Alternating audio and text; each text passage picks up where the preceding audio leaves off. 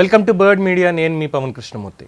జగన్మోహన్ రెడ్డి గారి అక్రమాస్తులతో అనుబంధంగా అనేక మార్లు ప్రస్తావనకు వచ్చినటువంటి జగతి పబ్లికేషన్స్, అదేనండి సాక్షి, తాజాగా కోర్టును ఆశ్రయించడం ప్రస్తుతం చర్చనీయాంశం అవుతుంది.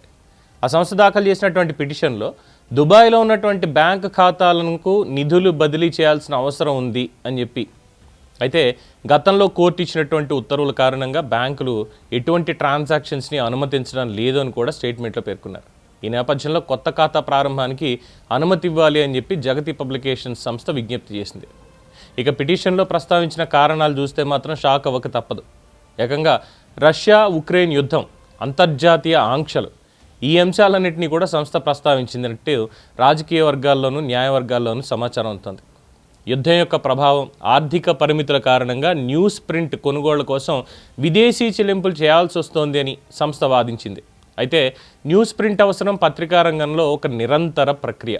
యుద్ధం ప్రారంభమై రష్యాకి యుక్రెయిన్కి ఏళ్లు గడుస్తున్నప్పటికీ కూడా ఈ సమస్య ఇప్పుడే ఎందుకు వీళ్ళకి తలెత్తింది అనేటువంటి అనుమానాలు వ్యక్తం అవుతున్నాయి. మరి ఇప్పటివరకు కొనుగోళ్లు ఎలా జరిగాయి అన్నటువంటి ప్రశ్న కూడా వినిపిస్తోంది. న్యాయ చరిత్రను ఒకసారి చూస్తే గతంలో ఇలాంటి అభ్యర్థనల్ని కోర్టు ఎన్నోసార్లు తిరస్కరించింది అనేది రికార్డ్స్. ఇక ఈ పిటిషన్ మీద విచారణ సందర్భంగా సెంట్రల్ బ్యూరో ఆఫ్ ఇన్వెస్టిగేషన్ వాళ్ళు కూడా అభ్యంతరాలు వ్యక్తం చేసినట్టుగానే సమాచారం అవుతుంది.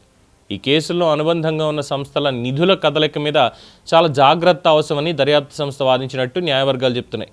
విదేశీ ఖాతాల అంశం నేపథ్యంలో ఈ అభ్యర్థన మీద విచారణ ప్రాధాన్యం పెరిగింది. ఇక ఆర్థిక లావాదేవీల కోణం కూడా చర్చకు వస్తుంది.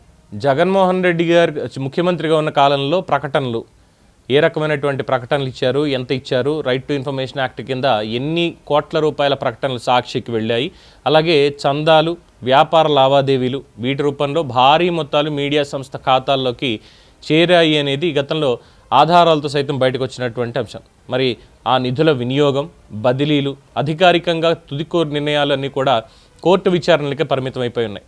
మరి ఇప్పుడు కొత్తగా వేసినటువంటి ఈ పిటిషన్ నేపథ్యంలో ఆ నిధులు ఎక్కడికి వెళ్తాయి, దాని అవసరాలేంటి, ఎందుకని చెప్పి రష్యా ఉక్రెయిన్ యుద్ధాన్ని యూజ్ చేసుకొని ఇప్పుడు బ్యాంకు ఖాతాలు మార్చాలి అనుకుంటున్నారు అనేటువంటి ప్రశ్నలు ముందుకు వస్తున్నాయి. మరి సిబిఐ వాళ్ళు ఊరుకుంటారా? సిబిఐ వాళ్ళు ఏమైనా పిటిషన్ వేసేటువంటి అవకాశం ఉందా?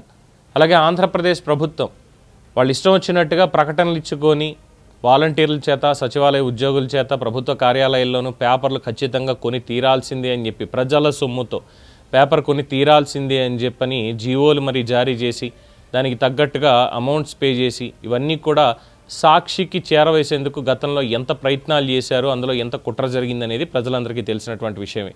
మరి ఆంధ్రప్రదేశ్ ప్రభుత్వం దాని మీద ఏమన్నా నిర్ణయం తీసుకునేటువంటి అవకాశం ఉంటుందా?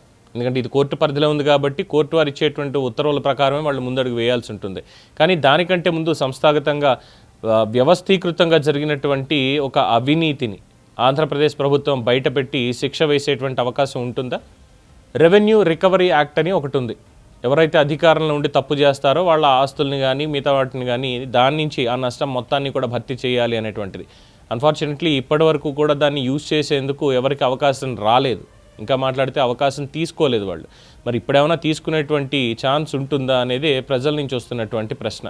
దీనికి సమాధానం ఆంధ్రప్రదేశ్ ప్రభుత్వం చెప్తుందా లేదా సిబిఐ కోర్టు చెప్తుందా? వేచి చూడాల్సిందే. దీని మీద మీ అభిప్రాయం తెలియచేయండి. చూస్తూనే ఉండండి ది బర్డ్ మీడియా.